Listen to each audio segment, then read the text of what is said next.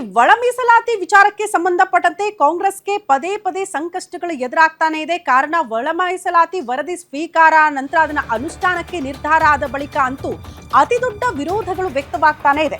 ಒಳ ಮೀಸಲಾತಿಯಿಂದ ಅನ್ಯಾಯವಾಗಿದೆ ಅಂತ ಈಗ ಲಂಬಾಣಿಗರು ಸಿಟ್ಟಾಗಿದ್ದಾರಂತೆ. ಈ ಹಿಂದೆ ಅಲೆಮಾರಿ ಸಮುದಾಯದವರು ಕೂಡ ಆಕ್ರೋಶ ಹೊರಹಾಕಿದ್ರು, ಪ್ರತಿಭಟನೆಗಳನ್ನ ಮಾಡಿದ್ರು. ಈಗ ಲಂಬಾಣಿಗರ ಸರದಿ.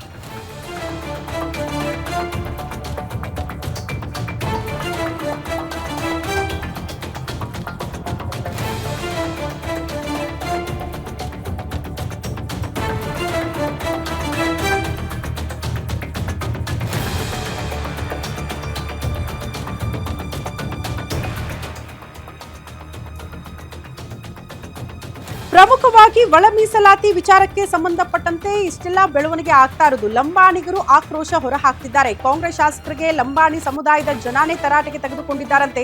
ಸೋರಗೊಂಡನ ಕೊಪ್ಪಕ್ಕೆ ಬಂದಿದ್ದ ರುದ್ರಪ್ಪ ಲಮಾಣಿ ಅವರ ವಿರುದ್ಧ ಗರಂ ಹಾಕಿದ್ದಾರಂತೆ. ದೇವಸ್ಥಾನ ಸಮಿತಿ ವಾರ್ಷಿಕ ಸಭೆಗೆ ಶಾಸಕ ಲಮಾಣಿ ಅವರ ಆಗಮನ ಆಗಿತ್ತು. ಸಂತ ಸೇವಾಲಾಲ್ ಸ್ವಾಮೀಜಿಗಳ ಪುಣ್ಯಕ್ಷೇತ್ರ ಸೊರಗೊಂಡನ ಕೊಪ್ಪ. ಅಲ್ಲಿಗೆ ಶಾಸಕ ರುದ್ರಪ್ಪ ಲಮಾಣಿ ಅವರ ಆಗಮನ ಆಗ್ತಾ ಇದ್ದಂತೆ ಅಲ್ಲಿದ್ದ ಲಂಬಾಣಿಗ ಜನ, ಆ ಸಮುದಾಯದವರು ಆಕ್ರೋಶ ವ್ಯಕ್ತಪಡಿಸೋದಕ್ಕೆ ಶುರು ಮಾಡಿದ್ರು. ಒಳ ಮೀಸಲಾತಿಯಿಂದ ಲಂಬಾಣಿ ಸಮುದಾಯಕ್ಕೆ ಅನ್ಯಾಯ ಆಗಿದೆ.